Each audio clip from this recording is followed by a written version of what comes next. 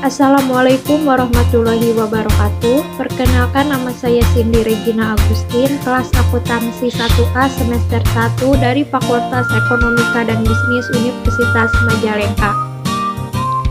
Dalam kesempatan ini saya akan menjelaskan atau mempresentasikan materi matematika ekonomi.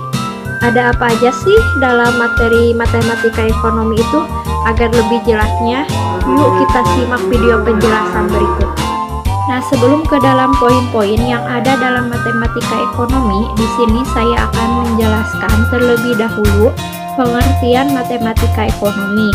Jadi, matematika ekonomi itu merupakan sebuah materi matematika yang berfokus kepada konsep matematika yang dipakai untuk menyelesaikan masalah ekonomi, baik itu ekonomi makro maupun ekonomi mikro. Di dalam matematika ini saya akan menjelaskan 4 pokok bahasan. Yang pertama yaitu tentang konsep dasar matematika, yang kedua tentang himpunan, yang ketiga tentang fungsi, dan yang keempat atau yang terakhir yaitu tentang sistem persamaan linier dua variabel atau SPLDT. Bahasan yang pertama yaitu konsep dasar matematika ekonomi. Di dalam konsep dasar ini saya akan menyampaikan 4 pokok bahasan materi. Yang pertama yaitu tentang perbedaan matematika ekonomi dan matematika murni. Jadi perbedaan matematika ekonomi dan matematika murni yaitu kalau matematika ekonomi menggunakan variabel-variabel seperti P yang artinya price atau harga, C yang artinya cost atau biaya, Q yang artinya quantity atau kualitas, dan R yang artinya revenue. Sedangkan matematika murni menggunakan variabel-variabel seperti A, B, C, dan seterusnya. Materi yang kedua yaitu model hubungan matematika. Di dalam model hubungan ini dibagi menjadi 4 golongan. Yang pertama yaitu teori ekonomi, di mana teori ini banyak menggunakan teori kualitatif yang tidak menggunakan angka. Yang kedua ahli matematik. Nah, dalam materi ini kita harus bisa membuat rumus matematika. Yang ketiga yaitu ahli ekonometrika. Materi ini kita harus bisa menafsirkan antara nilai A dan B. Dan yang keempat, ahli statistika, di mana materi ini biasanya digunakan untuk menganalisis sebuah data. Materi yang ketiga tentang model ekonomi. Nah, di dalam model ekonomi ini juga sama dibagi menjadi 3 golongan. Yang pertama irisan, di mana nilainya ini dapat berubah-ubah. Yang kedua konstanta, yaitu suatu bilangan nyata tunggal yang nilainya tidak dapat berubah-ubah. Dan yang ketiga yaitu koefisien, merupakan anggota pengali terhadap variabel. Dan materi yang keempat yaitu tentang bilangan nyata. Nah, di dalam bilangan nyata ini dibagi menjadi 2 golongan, yaitu yang pertama bilangan rasional dan bilangan irasional. Tetapi dalam bilangan rasional ini dibagi juga menjadi 2 golongan, yaitu bilangan bulat dan bilangan pecahan. Dan bilangan bulat ini juga dibagi menjadi 3 golongan, yaitu bilangan negatif, positif, dan juga nol. Pembahasan yang kedua yaitu tentang himpunan. Apakah di sini ada yang tahu apa itu himpunan? Ya, betul sekali. Jadi, himpunan merupakan kumpulan benda atau objek yang didefinisikan dengan jelas. Nah, maksud dengan jelas di sini yaitu benda tersebut benar-benar merupakan anggota atau bukan anggota dari himpunan tersebut. Dalam himpunan ini dibagi menjadi 3 poin. Yang pertama yaitu tentang jenis-jenis himpunan, di mana jenis-jenis himpunan ini dibagi menjadi 4 bagian. Yang pertama yaitu himpunan kosong, merupakan himpunan tersebut tidak memiliki anggota sama sekali.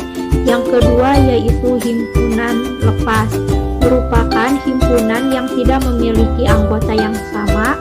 Yang ketiga yaitu himpunan tidak saling lepas, merupakan himpunan yang memiliki anggota yang sama.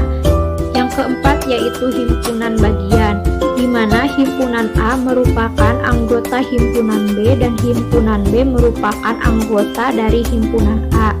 Poin yang kedua yaitu operasi himpunan. Nah, operasi himpunan ini juga dibagi menjadi 3. Yang pertama yaitu irisan, merupakan sebuah objek yang menjadi anggota A sekaligus menjadi anggota himpunan B. Yang kedua, gabungan, merupakan gabungan antara himpunan A dan himpunan B.